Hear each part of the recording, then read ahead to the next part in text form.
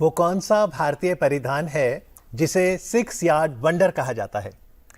Pride of Indian culture, vibrant saris. बिल्कुल सही। और आज डीडी मॉर्निंग शो में हमारे साथ हैं अंकुश बरजाता, फाउंडर ऑफ दीवा साड़ीज। नमस्कार, गुड मॉर्निंग। Good morning. क्या बिजनेस मॉडल है दीवा साड़ीज का? सबसे पहले तो दोनों को नमस्कार, शोभा की सारे भारत को मेरी तरफ से गुड मॉर्निंग।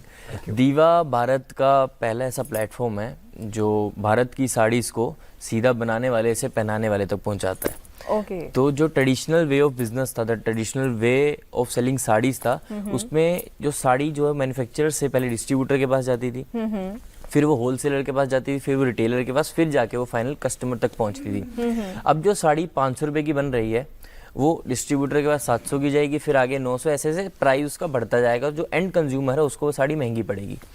तो मुझे ये लगा कि जो साड़ी इंडिया में 500 की बन रही है वो इंडिया में ही 1500 की क्यों बिके।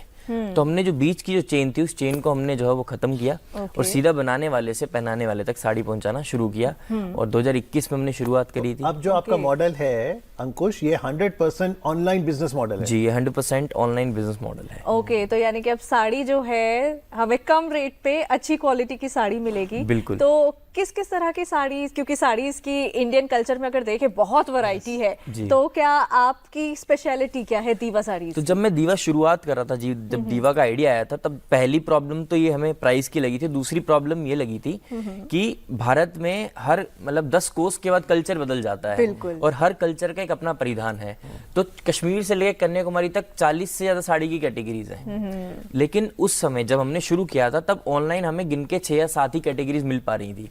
तो हमने ये सोचा कि क्यों ना एक ऐसा प्लेटफॉर्म बनाया जाए जहाँ पे कश्मीर से कन्याकुमारी जितनी भी कैटेगरीज बनती हैं सारी एक जगह हमारे ग्राहकों को उपलब्ध हो जाए सीधा मैन्युफैक्चर से। तो आज दीवा 42 के करीब जो है साड़ी कैटेगरी। ज्यादा पॉपुलर कौन सी हैं साड़ी? सबसे ज्यादा बनारसी हो गई, पैठनी हो गई, पटोला हो गई, सिल्क हो गई, कॉटन डेली वेयर्स के लिए होगी। तो ये 5 कैटेगरी सबसे ज्यादा। तो यदि आप भी बनारसी साड़ी, पटोला साड़ी, कॉटन साड़ी खरीदना चाहते हैं तो आप दीवा साड़ीज का ऑप्शन है। और अब दीवा साड़ीज ONDC पे आ गया जी, तो ONDC पे जाकर कैसे हम खरीद सकते हैं?